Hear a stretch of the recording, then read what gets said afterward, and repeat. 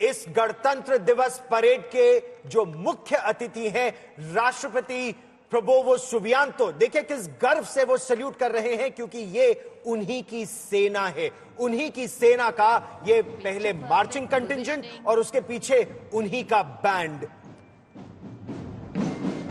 काका लोकनांता, काका शब्द संस्कृत से आया है, इसका अर्थ है तुरही, जबकि लोकांता ये अर्थ है इसका स्वर्गिक ध्वनि। सुनिए। Snare drums, beliras, trumpets, flutes, all a part of the band.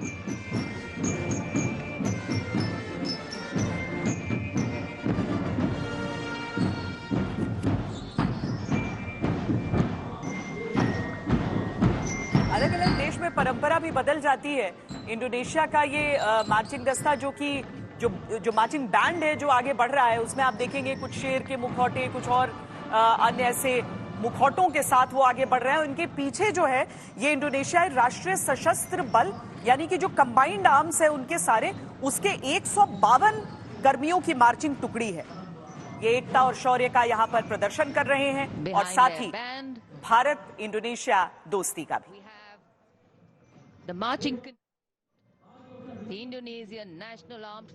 भिन्निका तुंगगल इक्का, जिसका अर्थ होता है विविधता में एकता। कुछ बातें जो हर जगह एक सी रहती हैं, विविधता में एकता। इंडोनेशिया की सेना भी दिखा रही है, क्योंकि उनकी अलग अलग जो सैन्य बल हैं वो सब मिलाकर ये मार्चिंग दस्ता इंडोनेशिया का बना है। Meticulous training, synchronized steps, perfect timing.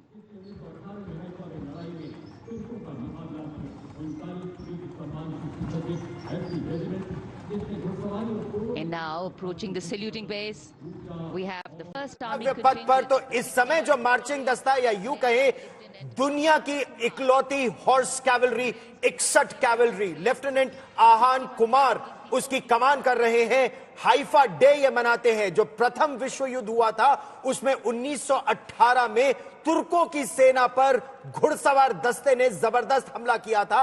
Haifa में वो जगह मैंने देखी है उस पहाड़ी के ऊपर जहां उस घुड़सवार दस्ते ने एक इम्पॉसिबल कैवलरी चार्ज किया था, जिसको पूरी दुनिया अब याद करती है।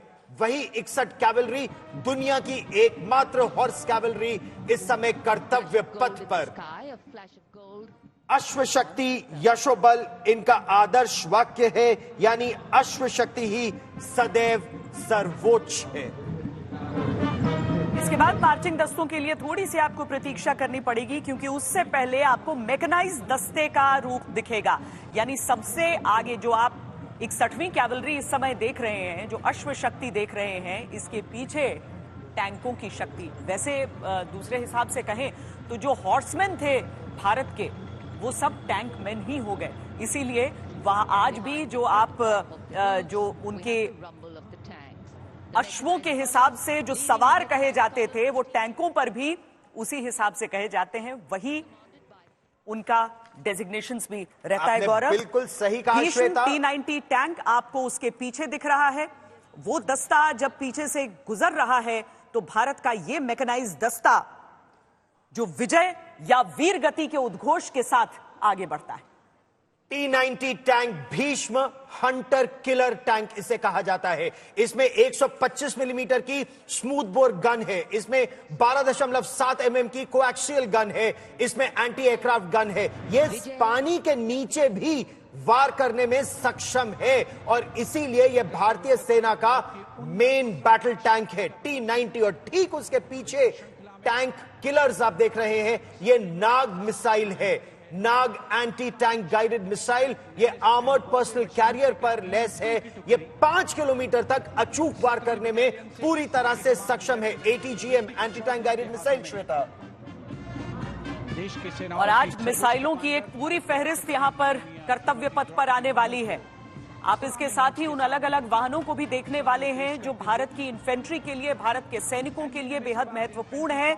सारथ को जब आप देखेंगे तो वो एक सारथी का ही काम करती है हमारे सैनिकों के लिए। नाग मिसाइल सिस्टम के ठीक पीछे ये BMP-2 सारथ जो आपको दिख रहा है। राष्ट्रपति जो कि सुप्रीम कमांडर होती हैं देश की आर्म्ड फोर्सेस की, उनके चेहरे पर भी वो गर्व दिख रहा है जब वो कर्तव्य पथ से गुजरते अपने सैनिकों को और उनके उपकरणों को देख रही हैं और उनसे सलामी ले रही हैं।